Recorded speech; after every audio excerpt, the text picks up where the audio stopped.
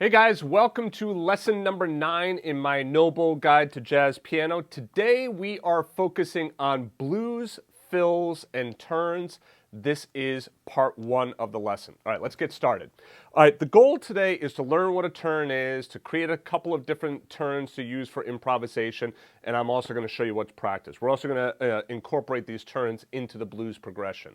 So now, before beginning this lesson, you should know the entire blues form with your rootless chords, okay? So you should know this entire form, okay, along with the rootless chords. If you don't know that, be sure to go back to the previous lessons to make sure you get that down. You should also know some basic licks and scales. Take a look at lesson 6 if you need help with that. And you should also know how to play with the backing track, and probably should have played with the backing track at least at some point. All right, so now what is a turn? Basic definition, a turn is a musical ornament, okay? It's something that we use to kind of embellish, right? It usually consists of a fast series of notes that wrap around a center note. So let's take a look at this. Here's an example turn. Right? And the turn is really just this part right in here. This over here is just the rest of the lick. This is the turn, this one beat right here, the 16th note triplet into the 8th note. It doesn't always have to be exactly that rhythm. It doesn't always have to go up like that. Sometimes you go... You can go down as well, so like...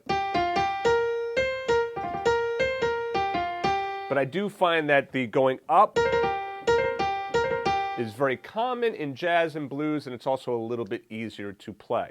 So, see how there's a center note here. So we have the B flat, then we go up to C, then go back to B flat. So you see how what we're doing is we're surrounding that B flat, so we go up to the C, then back down to the B flat, and then down to the G. So this right here is your center note. Now for this particular one, we're starting with our second finger on B flat. So now I could also do like my middle finger there. So don't get stuck on your fingering when you're dealing with the blues scale or minor pentatonic or whatever scale you're using.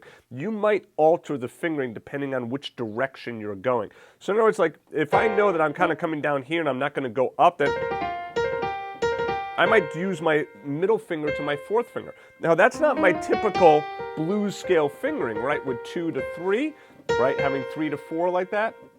That's okay though.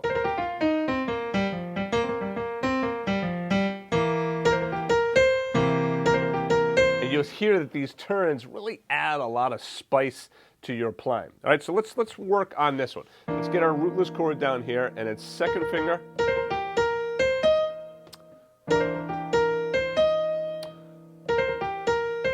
Now, how you practice a turn is just start by, first of all, getting this first part, this first beat, okay? Just this up to the G. So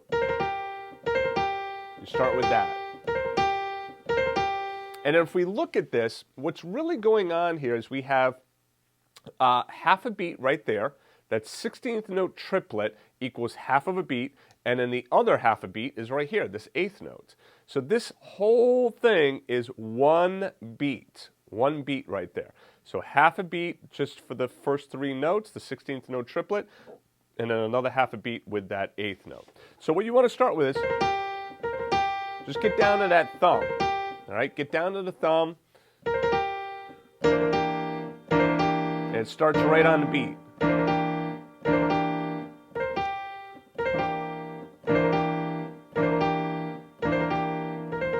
Grabbing at those notes helps. And you might just practice like this, just kind of moving your fingers nice and light and just trying to like build up that dexterity there. Then you can finish out the rest of the lick.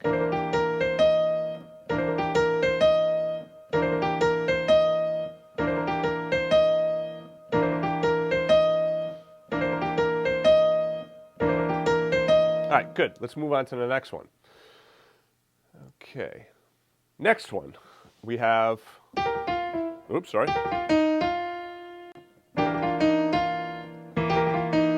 This one works great over the F7 chord as well. Now, the turn and the rest of the lick part of it is really going to be determined by what chord you're on. So you see how I'm ending on the F? Well, that would obviously be a bad choice over a C7 chord to end on that F. I could do something like this, end on the C, or end on the G if I'm playing a C chord there. So all of this is dependent on the chord. But the turn part right here, I can do whatever I want for the rest of the lick. It's really just that turn. That's the first part of it right there. Now, this note is a little less important, that F, because it's coming in on a weak beat. It's on the upbeat, right? So this one is not going to be as important as, say, this note and then this note right here, which are on strong beats. So when I go like that, you can hear that that kind of rubs, okay? So I wouldn't play that on a C7 chord. I might play it on a G7 chord. Works great on the G7, works great on the F7 as well. Would work great on the D minor.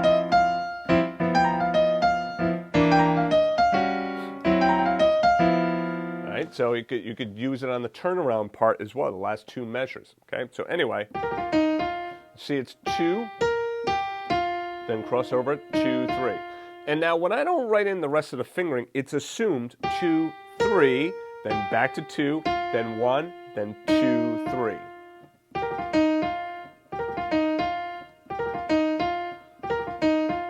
Okay, let's move on to the next one. And then there is this one. I'm sorry.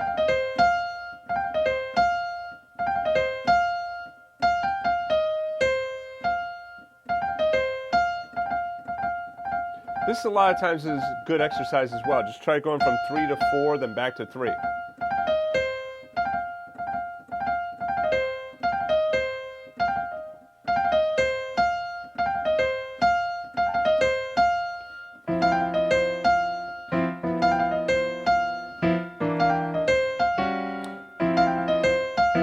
Make sure you don't do this. Right? Don't rush this 8th note here. It's still an 8th note. So don't make that all 16th notes and then jump into that C too soon. It's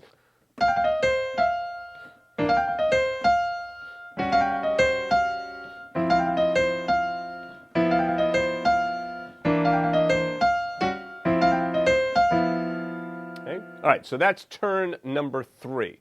So now, let's try playing this over the entire form. Remember, if you're a member, you can get the sheet music and get the iReal Pro document right in the lesson area. If you're watching this on YouTube and you're not a member yet, go back to noblepiano.com/nbgjp. That link is also underneath the video in the YouTube videos, okay? So let's put on our backing track here, okay? And remember, our first turn was... Right, and then that's the second one, and then so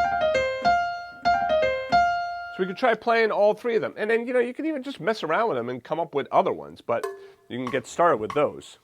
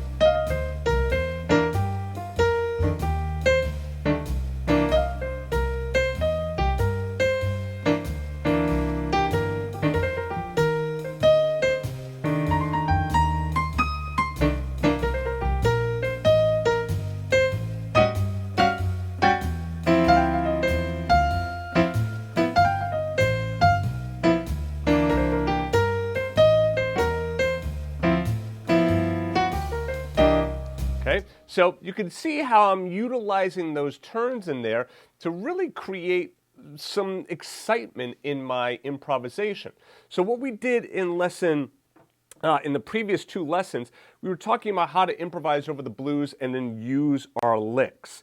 So now those turns, we place that turn somewhere in there. And again, it's really dependent on you, so like, so that's the turn, okay? So now what you do with it is completely up to you. You might say, so you see how I did the rest of the blues scale? I might do that one. I like that one as well.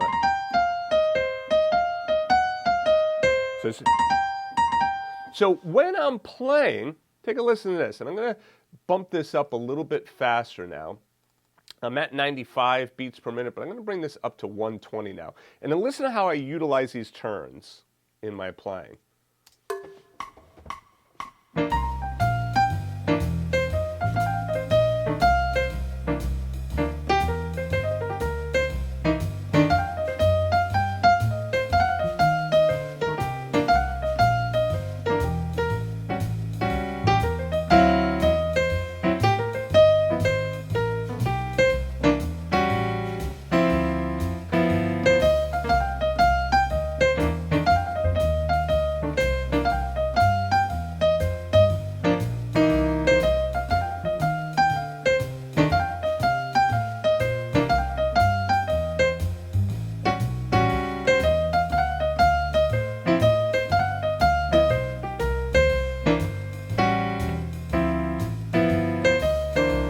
Now, isn't that really cool, those turns? They really add a lot of flavor and style to your improvisation. So, well, let's talk about what to practice, all right? So, number one, focus on one turn at a time. So rather than trying to like do what I just did of like, playing all these different turns, take one turn. Maybe it's that. Take that one turn and just try playing that one turn over all the chords of the blues. So what I mean is literally put this on, okay? And then just do this.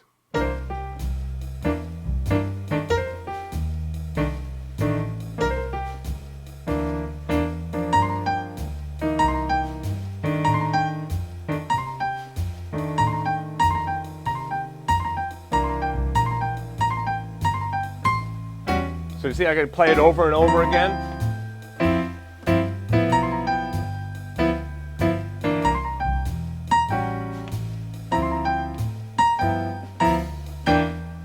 Right? And if you're confused, like, hey, oh, what are these chords you're playing in the left hand? You got to go and check out all of the previous lessons that I did in this series, okay? Because all of that is from the first 8 lessons, all right? So go back and take a look at those.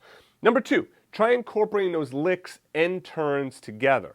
So you could take any of the licks that you've learned up to this point and then use those and then throw a turn in there. Or you could just try free-form improvisation. Take a blues scale, a minor pentatonic scale, throw some turns in there, and see what you come up with. But remember, if you get lost, you get frustrated, you don't know what to do, always revert back to the licks that you know. Okay? Nothing wrong with that at this stage of the game. And then the third thing is share your progress on the Facebook group. As I've said, participation leads itself to greatness, okay? So, and what I mean by that is when you participate, that is how you're going to get better. If you just silo yourself and then wall yourself off and never share your playing, then you're not going to get better. So now to share your playing, just go back to the Facebook group, No Bowl Piano, do a search for it. Like I said, if you want the sheet music, just go to No Bowl Piano /NBGJP. We're also running a special for the month of April. If you happen to be catching this on YouTube, be sure to check out the special. The links are right below the video. If you enjoy this video, please like it, share your practice videos on the Facebook group, join in on the conversation, okay? And then we got a lot more to cover. We've just done turns today. We're going to do more of this and more fills and stuff like that. All right, so that's it for me today, guys. Thanks a lot, and I'll see you in the next lesson.